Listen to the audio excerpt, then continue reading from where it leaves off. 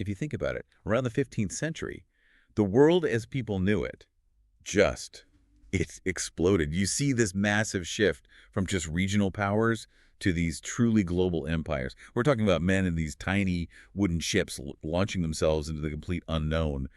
And you really have to ask yourself, what could possibly be worth that kind of terrifying, almost suicidal risk? That is the essential question. I mean, the stakes were just unbelievably high. Sailors were facing scurvy, starvation, storms they couldn't possibly have predicted. And yet the motivation was so strong that countries just kept funding these massive expeditions. It really breaks down into three core drivers, famously simplified as gold, glory, and God, and then two critical things that made it all possible: new science and new technology. Okay, let's start unpacking that. The first one seems obvious, but maybe it's the most powerful. Gold. And this wasn't just about, finding some cash for a few luxuries. This was about the power and stability of the entire nation. Exactly. You have to understand that Europe was shifting toward this new idea called mercantilism. And under that system, bullion, which is just gold and silver, was the absolute measure of a nation's wealth. It wasn't just money, it was power. So if Spain had more physical gold than Portugal, then Spain was just automatically more powerful on the world stage. Precisely. Monarchs needed that gold for everything, paying for huge armies and navies, running their governments, and yes, building those incredible palaces that were really just symbols of power to intimidate rivals. Gold was the only currency that worked for international trade and for financing wars.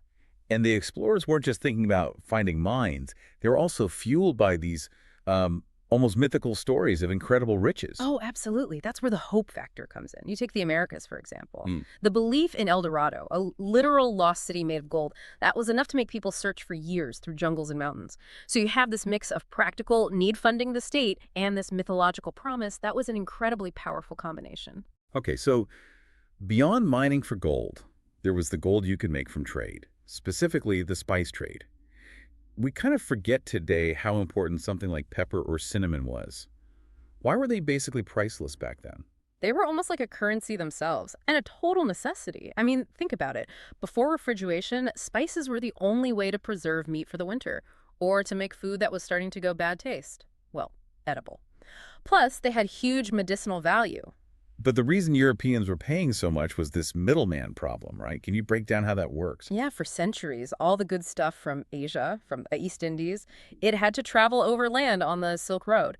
And those rights were controlled by lots of different groups. The last and most profitable part of the journey was controlled by Middle Eastern traders and then by Italian city-states like Venice and Genoa. And every single time those spices changed hands, the price got marked up, sometimes by hundreds of times. So by the time a dash of pepper hit a dinner plate in, say, London, most of the profit was already sitting in a bank in Venice. That's the strategic problem. Countries like Spain, Portugal, and England were paying a massive premium to their biggest economic rivals. So the whole goal of exploration wasn't actually to find new continents, it was purely economic. Find a direct sea route to Asia, bypass that whole monopoly. So you could buy the spices cheap at the source and then sell them back home for a massive profit. A colossal profit that went directly to your own nation. And that desire to cut out the middlemen is what accidentally redrew the map of the world. The Portuguese spent decades trying to sail around Africa, but the Spanish, they had a different idea. A much more radical idea. Right. Columbus went to the Spanish crown and basically said, look, everyone who's educated knows the earth is round, so why not just sail west? They were looking for a shortcut to the markets of India and China, and they just ran smack into a huge continent that nobody in Europe knew was there. The discovery of the Americas was basically a side effect of trying to find a cheaper trade route. Purely a side effect. Okay, that perfectly sets up the second major driver, which is less about money and more about, well, ego, glory. If money was the fuel, then national prestige was the engine driving this whole race. It was an incredibly intense zero-sum game. Kings and queens wanted status, and nothing screamed power louder than claiming new territories for your country. It brought this huge honor to the monarch, and it turned exploration into this frantic competition between Spain, Portugal, France, and England. And the competition got so fierce that they actually tried to, divide up the entire world before they even knew what was in it? That's where it gets really fascinating. To stop themselves from going to war constantly, Spain and Portugal signed the Treaty of Tordesillas in 1494. They literally drew an imaginary line down the middle of the Atlantic Ocean. Anything new discovered to the east of the line belonged to Portugal. Anything to the west belonged to Spain. Which basically guaranteed that if one country found something, the other would immediately rush out to find something better. It ensured the race would just keep going, no matter how expensive or dangerous it was. Because falling behind was seen as a national failure, a loss of face. And besides that, owning land was the key to global dominance. Colonies gave you naval bases to protect your trade routes and access to resources like lumber, fur, sugar, things Europe desperately needed. And we can't forget the individuals here.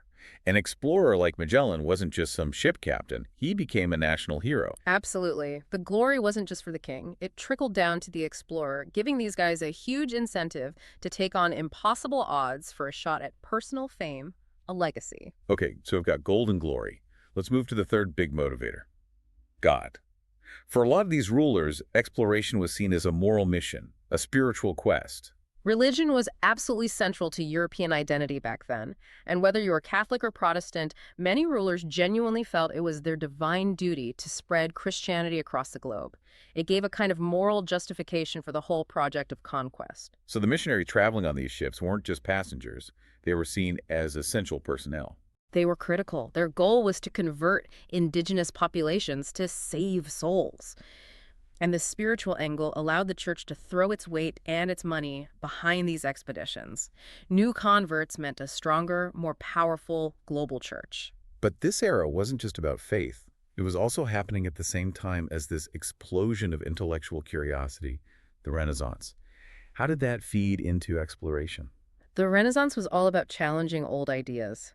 For 1,000 years, European maps were based on the work of the ancient thinker Ptolemy. The Renaissance encouraged people to find out the truth for themselves, and the printing press was huge here.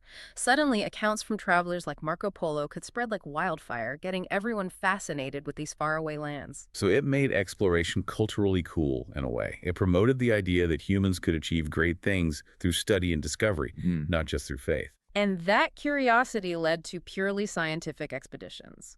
We have to remember, some of these voyages were just about collecting data. Information on ocean currents, magnetic fields, new plants, new animals. The ultimate goal was to create the first truly accurate maps of the whole world, to finally fill in those huge blank spaces and get rid of the myths about sea monsters and the world being flat. That's a great point. But all the ambition in the world doesn't mean a thing if your ships just sink a week after leaving port. Which brings us to the practical side of things. Right. The technology had to be there. The technology was the absolute foundation. The older ships just weren't good enough for crossing an ocean. There were really 3 inventions that were non-negotiable for the age of exploration to even happen. Okay, so the magnetic compass is an obvious one for direction. But then you have the astrolabe, that complicated-looking brass thing. What problem did it actually solve? So the compass tells you which way is north. The astrolabe lets you figure out your latitude, how far north or south you are, by measuring the angle of the sun or the stars from the horizon. Before that, if you lost sight of land, you were basically just guessing. With both of those tools, a captain could plot a course and have a pretty good idea of where they were weeks later. But the real game changer was the ship itself, the caravel. What was so special about its design? The caravel was small and fast, yeah, but its defining feature was its sails. Earlier ships used big square sails, which are great if the wind is behind you, but terrible if you have to sail into the wind. The caravel used triangular sails, lateen sails, which allowed it to tack, to zigzag against the wind. And that wasn't just a nice to have. It was essential for getting back home from the Americas, where the winds often blow against you. Without that maneuverability, round trips were just too difficult to be reliable. It was an engineering solution for a global problem. So you have this perfect storm. The economic demand, the national rivalry, the religious mission, the scientific curiosity, and finally the tech to make it happen.